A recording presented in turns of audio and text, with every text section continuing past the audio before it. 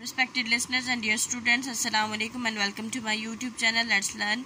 Let's start our exercises of chapter number 1 and chapter number 2. Section number 1 Geography. Chapter number 1 Geography of Muslim word. First word है declared, to announce publicly यानी अवामी तौर पर किसी चीज़ का ऐलान कर देना. Atlas, a bound collection of maps या book of maps, इसमें सारे दुनिया के नक्शे होते हैं, उसको एटलस बोलते हैं. इरिगेशन, वाटरिंग थ्रू रिवर्स और कैनाल्स, दरियाओं या नहरों के ज़रिए आबपाशी करना या पानी देना. Population, total number of people, यहाँ पे पीपल आप ऐड कर लेंगे. People living in a particular area, यानी टोटल तादाद लोगों की जो किसी खास जगह पे रहते हैं. Pasture, PASTURE, a field or area covered with grass. Stretches, act of extending यानी बढ़ाना. Vegetation, planting, पौधे लगाना. Next है MCQs. Choose the correct answer. Most of the Muslim countries of the world are located in the option 1 है deserts and scrublands, option 2 है rainforests, option 3 है tropical grasslands. Option A correct है desert and scrublands. Islam is the dash largest religion. First है second, B option है fourth, C option है third, A option correct है second largest religion. There are dash countries whose Muslim population is more than 50% of total population. Option A है 57, B है 45, C है 55 और C correct है 55. 4 number है जी. The dash word stretches about 15 kilometer to west. A option है मुस्लिम, B है Hindu, C है Buddhist. A option correct है मुस्लिम. 5th one है the highest regions are in dash. A option है Yemen and Oman, B option है Pakistan and Afghanistan, C option है Syria and Iraq, B option correct है Pakistan and Afghanistan. Question number 2 है write T on true and F on false statement. First one है the main mountain range in Africa is Himalayas range. False है we will take the Muslim word to mean those whose government have declared. True है the Christians have largest population in the world. True है physical maps shows political boundaries of the countries. False है. Next column है, column A में option है Buddhist, Hindu, Muslim, Christians and other. B में percentage given है 26%, 6%, 33%, 21% and 14. Religion के according इसको match करना है किसकी परसेंटेज क्या है. तो 26% है अदर्स, तो इसके आगे 5 है, मार्क कर दिया. 6% है बुद्धिस्ट, तो इसके आगे 6. 33% है क्रिश्चियंस, तो 4 नंबर यहाँ पे. 21% है मुस्लिम्स, तो इसके आगे 3 मार्क कर दिए गए. 14% है हिंदूज, तो इसके आगे 2 लिख दिए गए. 2 1 4 3 sorry 5 1 4 3 2. Look at the word map in your atlas. Although there are Muslims in every country of the world, there are no Islamic states in 3 continents. Can you name them? यानी मुसलमान हर जगह मौजूद हैं, लेकिन 3 कॉन्टिनेंट, 3 बरे-आज़म ऐसे हैं जहाँ पे मुसलमान नहीं हैं. कोई इस्लामिक स्टेट नहीं है, सॉरी इस्लामिक स्टेट नहीं है. मुसलमान तो हर जगह मौजूद हैं, इस्लामिक स्टेट नहीं है कॉन्टिनेंट में. तो क्या आप उनके नाम बता सकते हैं? तो इसका आंसर है जी ऑस्ट्रेलिया, अंटार्कटिका एंड अमेरिका. इन तीनों कॉन्टिनेंट्स में कोई इस्लामिक स्टेट नहीं है. क्वेश्चन नंबर 2 है there is a tiny state in the southern Europe with 70% of the population of 3 million are of Muslim origin, though only about 20% practice the religion.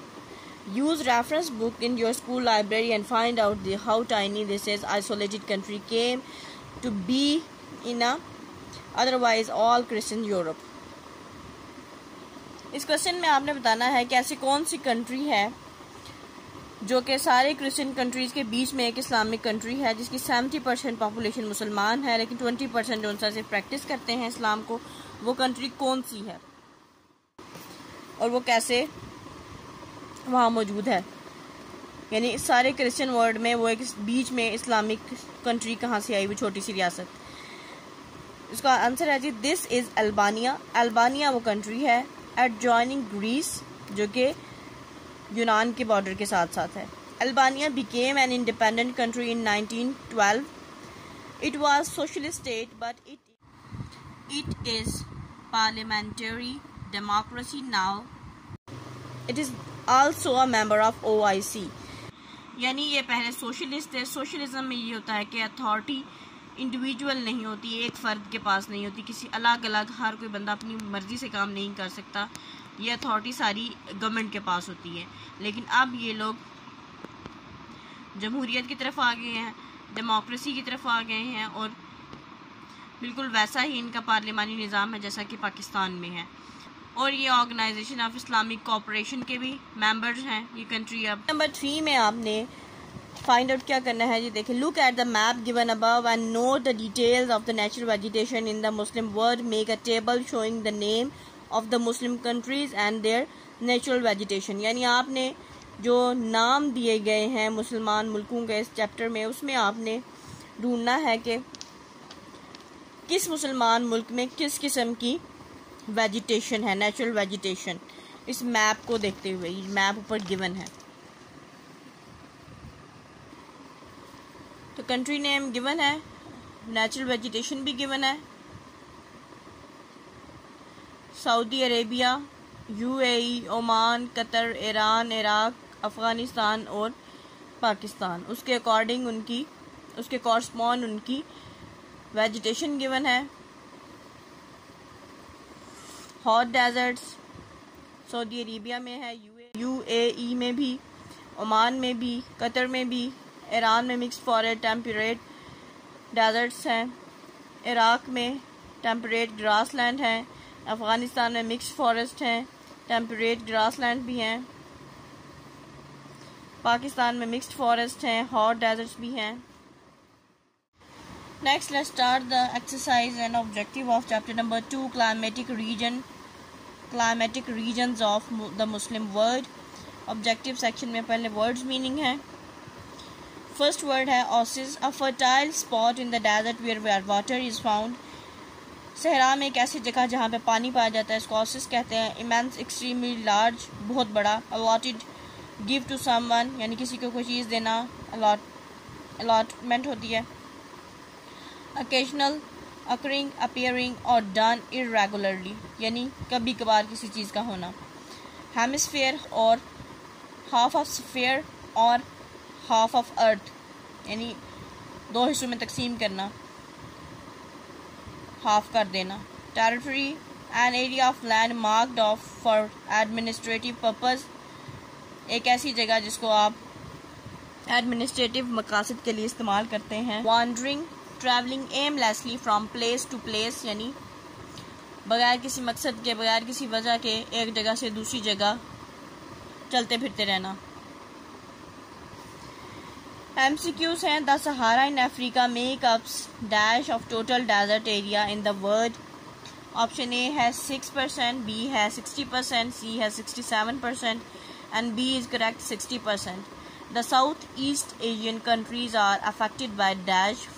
A option है monsoons, B है temperate land, C है deserts. A option correct है monsoon. Third है dash of all major deserts in the world are in Muslim world. A option है 1/4, B option है 1/3, 1/3, C option है 1/2 या half. तो 1/3, 1/3 इज करेक्ट आंसर। नेक्स्ट है जी tropical forest receive dash millimetre rainfall over a year. A option है 500 to 1500, B option है 1800 to 2500, C option है 400 और बी ऑप्शन करेक्ट है 1800 to 2500।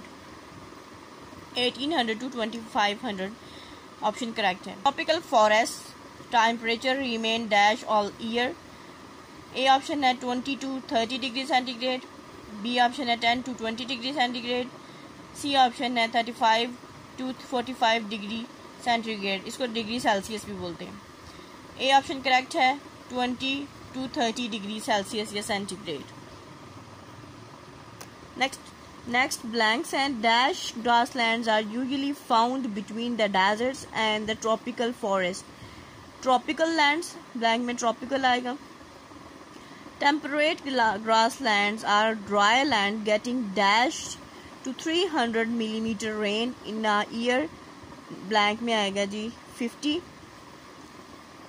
Temperate grasslands are area where it is reasonably dash warm आएगा blank में but with fairly low rainfall। Fourth है monsoon are like land and dash breeze on the much larger scale, C आएगा यहाँ।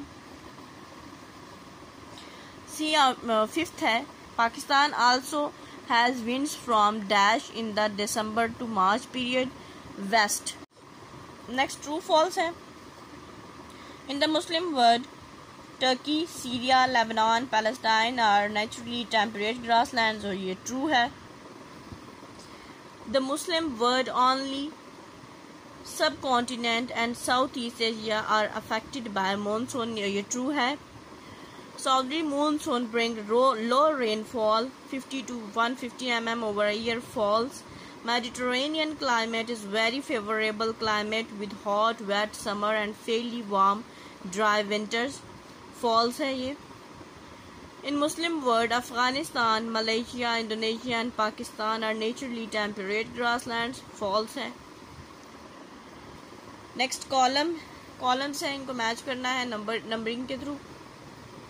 Column A में option है दश्ते लूत, ये desserts के नाम है। सहारा है, केजुलकुम है, रब्बुल हाली है, थर। नेक्स्ट ऑप्शन है कंट्रीज़ के Uzbekistan, Pakistan, Iran, Africa, Saudi Arabia. Uzbekistan का जो डेजर्ट है वो केजुलकुम है, इसलिए उसके आगे 3 है।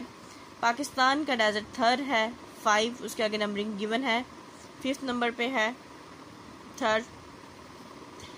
ईरान का डेजर्ट है जी दश्ते लूत, अफ्रीका का डेजर्ट है सहारा, सऊदी अरेबिया का डेजर्ट है रब्बुल खाली।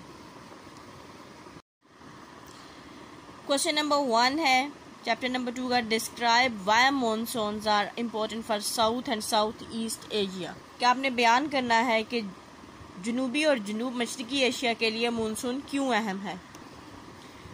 Monsoons are very important for South and Southeast Asia because there are some areas such as Sindh and Balochistan which depends on the rain water from monsoons. Monsoon जनूबी और जनूब मशरकी Asia के लिए इसलिए अहम है कि बहुत सारे इलाके जैसे कि सिंध और बलूचिस्तान वो बारिश के पानी पे इन्हिसार करते हैं, बारिश के पानी पे डिपेंड करते हैं जो कि मानसून के सीज़न में आता है। In some areas there is no irrigation system and people depend on rainwater for their crops. In some areas people also store rainwater for daily use such as for drinking. कुछ इलाके ऐसे हैं जहाँ पे आबपाशी का निज़ाम नहीं है, तो लोगों को फसलों की आबपाशी के लिए बारिश के पानी का इंतज़ार करना पड़ता है, और कुछ इलाकों में लोगों को रोज़मर्रा के इस्तेमाल के लिए भी पानी को स्टोर करना पड़ता है, जैसे कि पीने के लिए भी पानी को वो बारिश के पानी को स्टोर करते हैं। क्वेश्चन नंबर 2 है, how is Pakistan affected by monsoon. Monsoon के पाकिस्तान पे क्या असरात हैं। क्वेश्चन नंबर 2 का आंसर है, all the monsoon are very important for Pakistan for its agriculture, economic and social purpose, but due to bad governance and poor management, monsoon became devastating and destructive due to poor drainage system. Pakistan के ज़रई, मौशी और माशरती मकासद के बायस monsoon Pakistan के लिए बहुत अहम है, लेकिन नाकिस हुकूमतों और नाकिस इंतज़ामात की के बायस जो मानसून है, जो मानसून से जो बारिशें होती हैं वो तबाही और नुकसान का सबब बनती हैं। किस वजह से? Due to poor drainage system, क्योंकि इतना नाकिस ड्रेनेज सिस्टम है कि पानी जो है, पानी की निकासी नहीं हो पाती, पानी बारिशों का खड़ा हो जाता है, ड्रेन नहीं होता. Water got stuck on roads which spread a lot of diseases. जो पानी बारिशों पे खड़ा हो जाता है, बारिशों से खड़ा हो जाता है सड़कों पे, वो पानी बहुत सारी बीमारियां फैलाने का बायस बनता है. It also causes flood which results in heavy loss of both life and property. Monsoon सैलाब का बायस भी बनते हैं, जिससे जानी और माली दोनों तरह के नुकसानात होते हैं. नेक्स्ट क्वेश्चन नंबर 4 है, list the advantages and disadvantages of tropical forest and rain forest. Question number 3 activity है, प्रैक्टिकली परफॉर्म करना है, वो नोट्स पे नहीं है, उसको प्रैक्टिकली परफॉर्म करेंगे. क्वेश्चन नंबर 4 है कि आपने एडवांटेजेस बताने हैं और डिसएडवांटेजेस, फायदे और नुकसान बताने हैं ट्रॉपिकल और रेन फॉरेस्ट के. Advantages of rain forest. First one है स्टेबलाइज द वर्ल्ड क्लाइमेट. जो दुनिया की आबो हवा है उसको तवाज़न रखने में अपना किरदार अदा करते हैं कि फिज़ा मज़ीद और आलूदा ना हो. सेकंड है दे अब्जॉर्ब कार्बन डाइऑक्साइड. ये कार्बन डाइऑक्साइड को जज़ब करते हैं पौधे.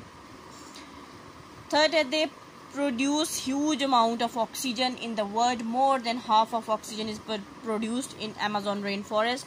ये दुनिया में बड़े पैमाने पे ऑक्सीजन प्रोड्यूस करते हैं और दुनिया की तकरीबन आधे से ज़्यादा जो ऑक्सीजन है अमेज़न का जो रेन फॉरेस्ट है वो प्रोड्यूस करता है. अमेज़न जगह का नाम है. Advantages of tropical forest.